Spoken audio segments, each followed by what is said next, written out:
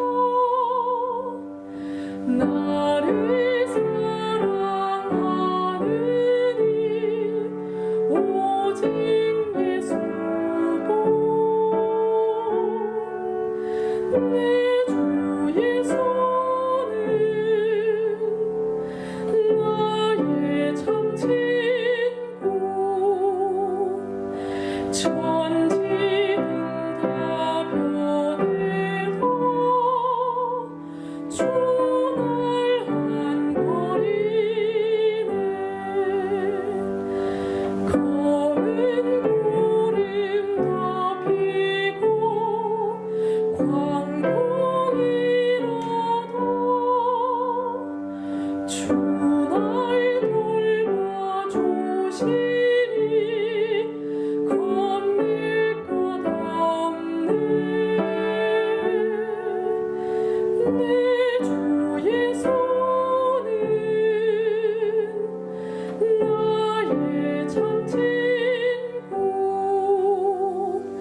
천지는 다 변해도 초날한 거리네. 괴로움이 다가나 낙심치 않네. 영원한 그 사랑이 나를 붙드네. 내 주의 손은 나의 참 친구. 천지는 다 변해도 초날한 거리네.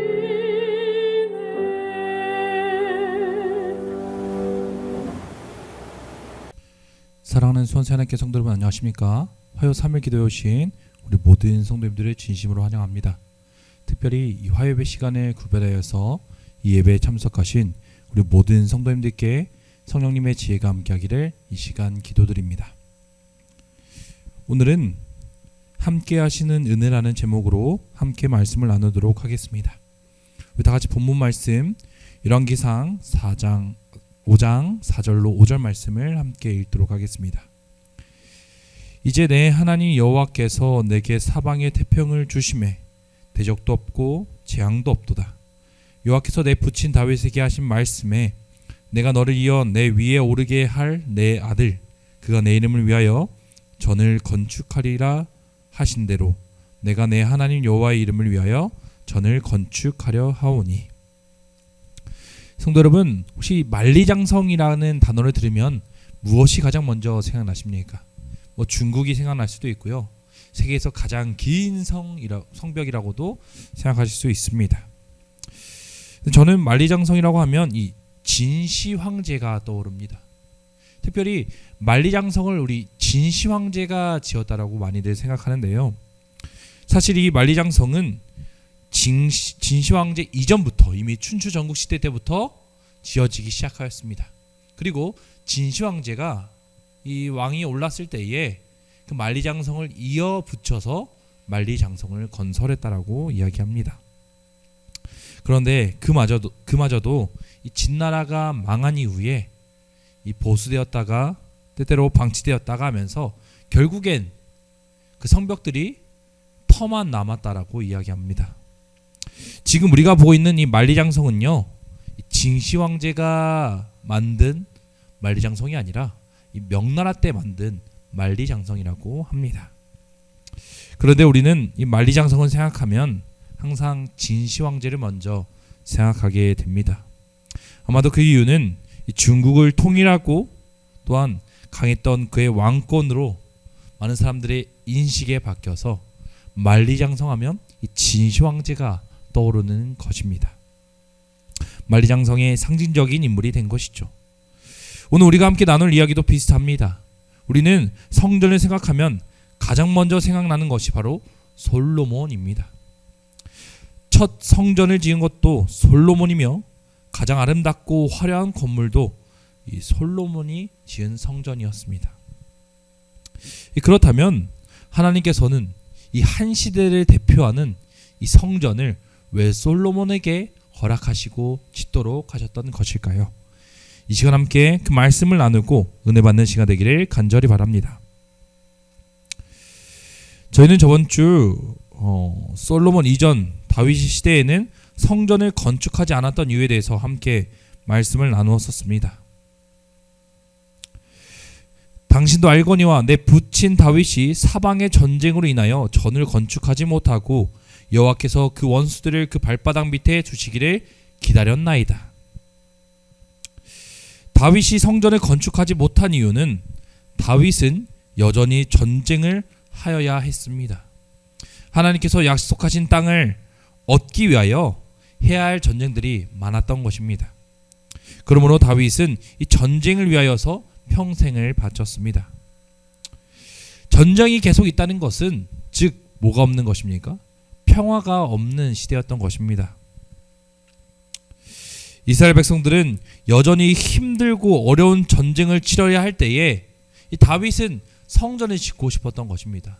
그러나 하나님께서는 어려운 백성들, 전쟁을 치러야 할 백성들을 두고 다윗이 성전을 짓지 못하도록 하셨던 것입니다. 자, 그렇다면 전쟁 중에 왜 성전을 짓지 못하게 하나님께서 이 명령하셨던 것일까요?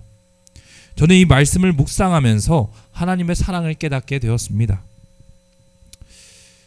출애굽 당시 이 법궤는 성도 여러분 어디에 있었습니까? 출애굽 당시의 법궤는 성전이 아니라 성막에 있었습니다. 유목 생활을 하고 있었던 이스라엘 백성들의 삶과 마찬가지로 하나님께서도 비천한 성막, 그 천막에 임재하셨던 것입니다. 이스라엘 백성들이 이동할 때 함께 이동하셨으며 이스라엘 백성들이 멈춰선 곳에서도 하나님께서도 멈춰 계셨습니다. 이처럼 하나님은 이스라엘 삶 속에 그리고 그들의 상황 속에서 항상 같이 함께 하셨습니다. 다윗은 이스라엘 왕이었지만 전쟁이 끝나기 전에 그는 호화스러운 자신의 다윗성을 지었습니다.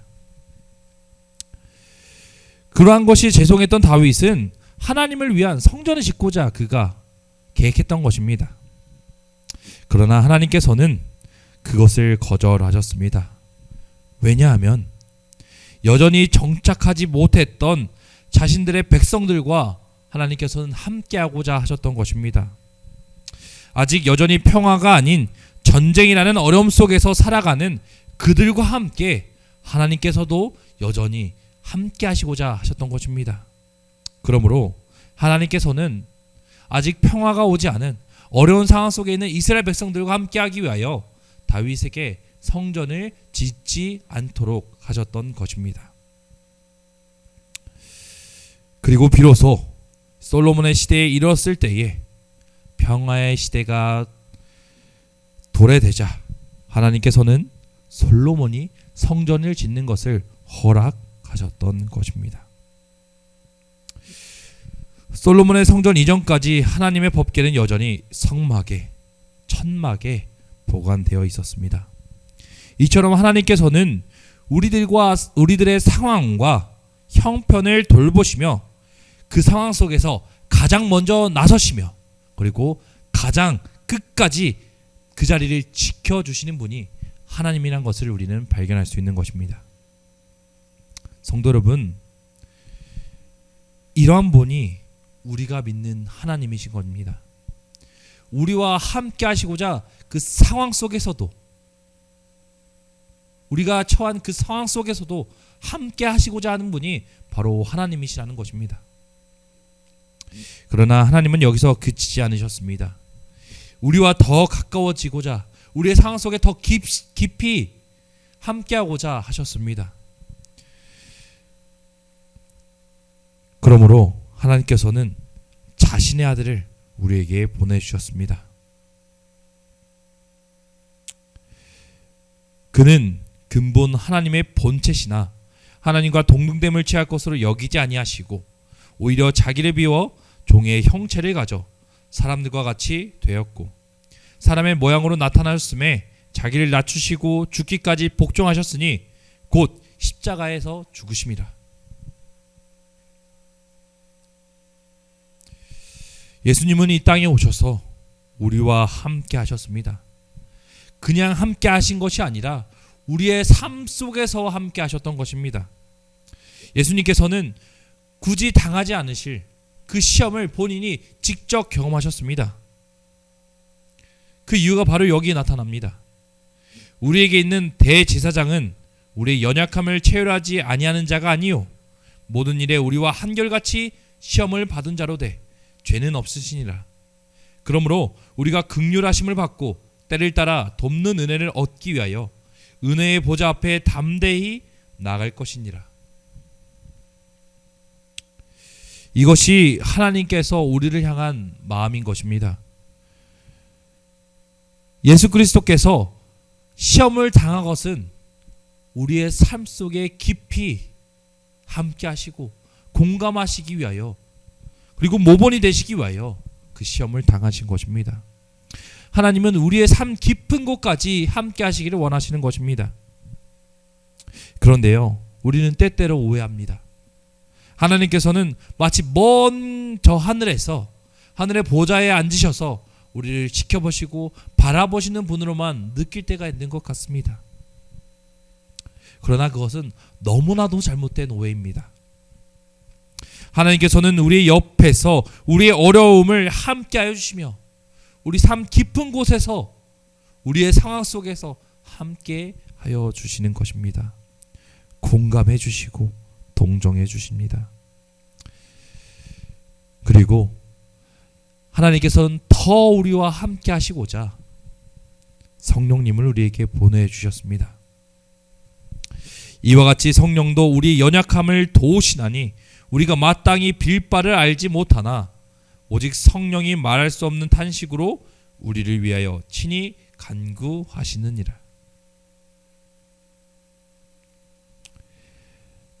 성령 하나님을 통하여서 우리와 함께 계시며 우리의 어려운 고통과 어려움들을 성령 하나님께서 아시고 그것을 위하여 우리를 위하여 간구하여 주신다라고 성경은 말하고 있습니다. 사랑하는 성도 여러분, 이것이 바로 우리가 믿는 하나님이신 것입니다. 이것이 바로 우리와 함께 해주시는 하나님의 은혜인 것입니다. 성도 여러분, 혹시 6.1 전쟁을 알고 계십니까? 인구 전체가 300만 밖에 되지 않는 이스라엘이 3억이나 되는 아랍권 국가와 한 전쟁입니다. 그것도 6차에 걸친 치열한 공방전으로 벌어졌고 그때마다 이스라엘의 승리로 결말이 나게 되었습니다. 2000년 전에 잃어버렸던 나라를 다시 되찾았다는 이 민족적 긍지와 단결력이 거대한 아랍 국가와의 싸움에서 버텨낼 수 있는 원동력이었다고 많은 사람들이 생각하였습니다. 그 중에서도 이 6일 만에 이스라엘의 완벽한 승리로 끝을 내고 이 수에즈 운하까지 진군을 하자 전 세계 사람들은 이것이 모두 기적이라고 생각하였습니다. 아무리 뛰어난 전술이 있다 하더라도 이 숫자 차이에서 너무나도 큰 차이가 났기 때문에 많은 사람들은 기적이라고 생각하였습니다. 이 6.1 전쟁을 통해 이 전설과 같은 한 영웅이 등장하는데요. 그 사람은 바로 모세 다이안이라는 장군입니다. 이 전쟁이 끝나고 나서 온 세계 매스컴이 이 장군에게 주목하였습니다. 그리고 외신 기자가 이 장군에게 이러한 질문을 하였습니다. 6.1 중동 전쟁에서 거대한 아랍 국가에게 이길 수 있었던 비결은 무엇이었습니까? 사실 이 기자는 엄청 큰 기대를 가지고 이 질문을 하였다고 합니다. 정말 어떤 뛰어난 전술이 있었는지, 전략이 있었는지 그것이 너무나도 궁금했었고 많은 나라에서도 그것이 궁금해했었습니다. 그런데요, 이 모세 다이안의 이 대답으로 인하여서 많은 사람들이 처음에는 많은 실망을 하였다고 합니다. 모세 다이안의 대답은 이랬습니다. 돌격 앞으로가 아닌 나를 따르라는 이것이 승리의 비결이었던 것 같습니다.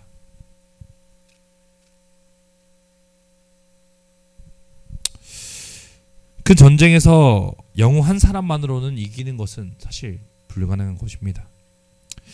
그러나 이 기적 같은 일들을 총지휘했던 그 사람만의 노하우가 있을 것이라고 기대했던 사람들에게는 이 모세 다이안의 대답은 너무나도 큰 실망으로 와닿았습니다. 그런데요, 사실 의미적으로 돌격 앞으로와 나를 따르라는 말은 의미적으로는 똑같습니다.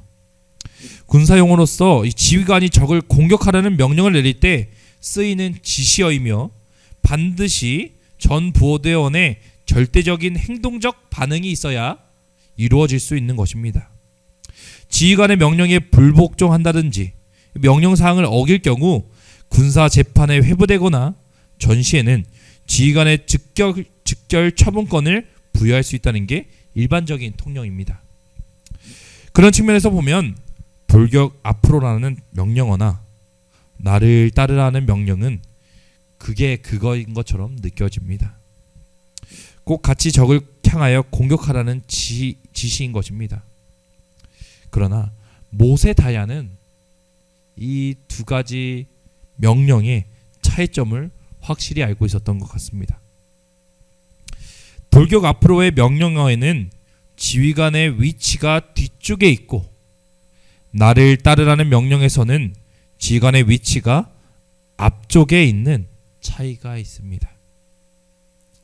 지휘관의 위험도는 분명히 앞쪽에 있는 지휘관이 훨씬 더 위험한 것입니다. 그러나 의미는 같아 보이지만 이 지휘관의 위치에 따라서 그 명령의 힘은 달라지는 것입니다. 지휘관이 자신의 부하들과 함께 싸운다는 것, 무엇보다도 지휘관이 부하들보다 먼저 앞서 나아가 쌓아간다는 것은 이 부하들에게 있어서 큰 힘이 되며 무엇보다 사기를 증진시키는 큰 효과가 있었던 것입니다.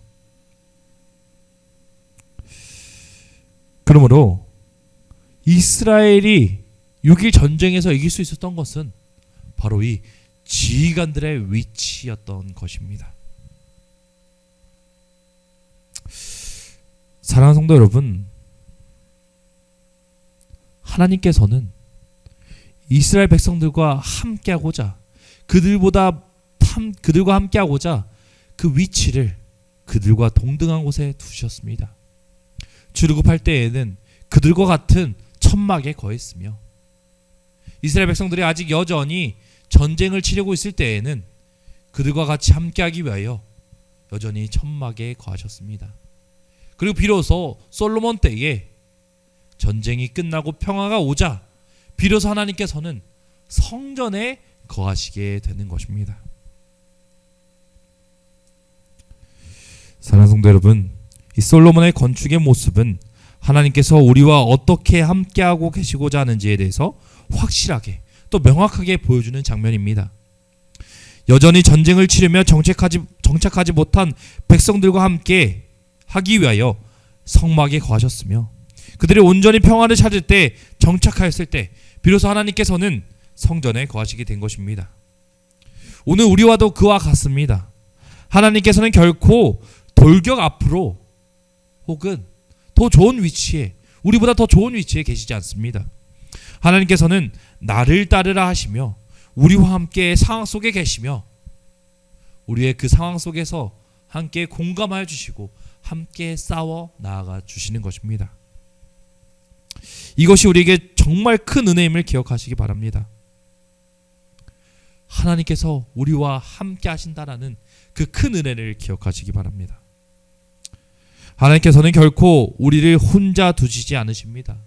하나님은 결코 한 상황 속에 우리를 내버려 두지 않습니다. 하나님께서는 우리와 함께 하신다는 것을 기억하시고 힘을 얻으시기 바랍니다. 그리고 두려워하지 않으시기 바랍니다. 그러므로 오늘 하나님께서 우리와 함께 해주시는 그 은혜를 기억하시며 매일의 삶 속에서 승리하시는 저와 성모님 되기 바라며 말씀을 마치도록 하겠습니다. 기도하겠습니다. 하나님 아버지 하나님, 저희와 항상 함께하여 주시니 너무나도 감사드립니다. 무엇보다 우리가 어디에 있는지 어떤 상황 속에 있는지 간에 우리와 함께하여 주시며 우리와 함께 공감하여 주시고 또한 우리와 함께 싸워주심에 감사합니다. 아버지 하나님, 저희가 매일의 삶 속에서 아버지께서 함께해 주시는 그 은혜를 경험할 수 있게 도와주시옵고 그러므로 매일의 삶 속에 용기와 힘을 얻으며 살아갈 수 있도록 인도하여 주시옵소서. 언제나 저희와 항상 함께하여 주시는 살아계신 예수 그리스도의 이름으로 간절히 기도드립니다. 아멘.